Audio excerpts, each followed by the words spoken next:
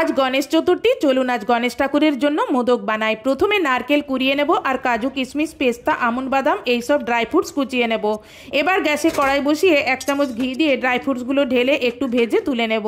তারপর ওই কড়াইতে নারকেলটা ঢেলে শুকনো শুকনো করে ভেজে নিয়ে ওতে মিল্ক পাউডার কনডেন্স মিল্ক দিয়ে মাখিয়ে নিতে হবে। তারপর ওতে এলাচ গুঁড়ো আর ভাজা ড্রাই ফ্রুটস ঢেলে মিশিয়ে নামিয়ে নিতে হবে। এবার সেম কড়াইতে 1.5 কাপ জল, অল্প একটু লবণ, 1 চামচ ঘি মিশিয়ে নিয়ে জল যখন ফুটতে আরম্ভ করবে তখন 1 কাপ চালগুড়ি ঢেলে মিশিয়ে নিয়ে গ্যাস বন্ধ করে ঢেকে রাখতে হবে। যখন চালগুড়ির গরম হাত সহ্য করতে পারবে তখন থালায় ঢেলে নর্মাল জল দিয়ে আটা মাখার মতন করে মেখে নিতে হবে। এবার একটা মোদকের ছাঁচ নিয়ে ওতে একটু চালগুড়ির আটা দিয়ে ভেতরে বাটির মতন একটা গর্ত করতে হবে।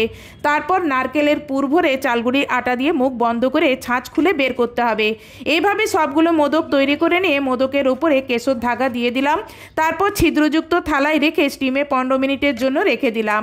তারপর ঢাকা খুলে ঠান্ডা করে মোদকগুলো থালায় ট্রান্সফার করে মোদকের উপরে একটু একটু করে ঘি ঢেলে দিলাম। ব্যাস তৈরি মোদক।